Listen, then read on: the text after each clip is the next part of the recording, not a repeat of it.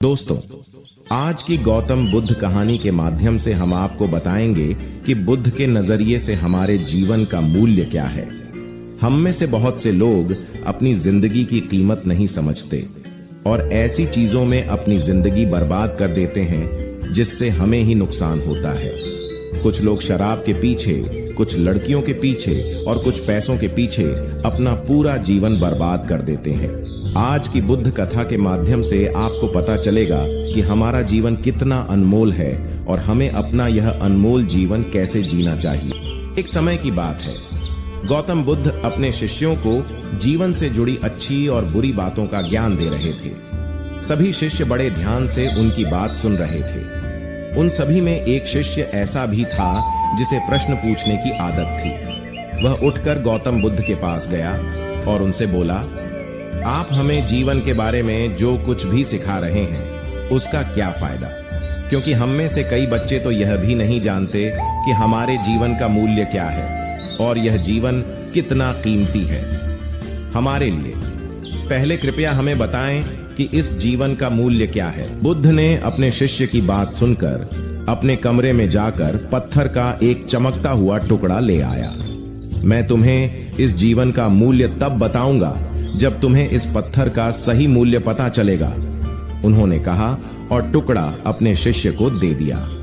आप भी इस पत्थर के टुकड़े को किसी को नहीं बेचें। शिष्य गौतम बुद्ध की बात मानकर बाजार की ओर चले गए। उसने पहले बाजार में एक फल विक्रेता को देखा और उसे एक पत्थर दिखाकर पूछा, इस पत्थर के बदले तुम मुझे कितने फल दे सकते हो? फल विक्रेता ने कहा, यह पत्थर कोई खास नहीं है, लेकिन फिर भी मैं तुम्हें इसके बदले में 10 केले दे सकता हूं। वह शिष्य उस पत्थर को लेकर आगे बढ़ गया। तभी उनकी मुलाकात एक सब्जी बेचने वाले से हुई। शिष्य ने सब्जी विक्रेता से पत्थर की कीमत पूछी। इस पत्थर की कीमत के बदले मैं तुम्हें अधिक से अधिक सब्जियों से भरा एक थैला दे सकता हूं। सब्जी विक्रेता ने पत्थर को ध्यान से देखा। उस पत्थर को लेकर शिष्य एक सोने के व्यापारी के पास गया। पत्थर के उस टुकड़े की चमक देखते ही सुनार ने उसकी कीमत 100 सोने के सिक्के लगा दी। जब शिष्य ने टुकड़ा बेचने से इनकार कर दिया तो सुनार बदले में 200 सोने के सिक्के देने पर सहमत हो गया, लेकिन शिष्य ने वह पत्थर नहीं बेचा। इसके बाद शिष्य एक हीरे के व्यापारी के पास गया और पत्थर का टुकड़ा उसके सामने रख दिया। जैसे ही हीरे के व्यापारी ने उस पत्थर को देखा, उसने एक साफ कपड़ा बिछाया, उस पर पत्थर रखा, फिर उसकी परिक्रमा की और हाथ जोड़कर पत्थर को कपड़े में लपेटते हुए कहा, तुम जिसे साधारण समझ रहे हो उसकी कीमत पूछ रहे हो? पत्थर दरअसल यह एक बहुमूल्य माणिक है। ऐसा माणिक हर किसी को नहीं मिलता। अगर मैं अपना सब कुछ बेच भी दूं तो भी मैं उसकी कीमत नहीं चुका सकता। उस व्यापारी की बातें सुनकर शिष्य आश्चर्यचकित रह गया।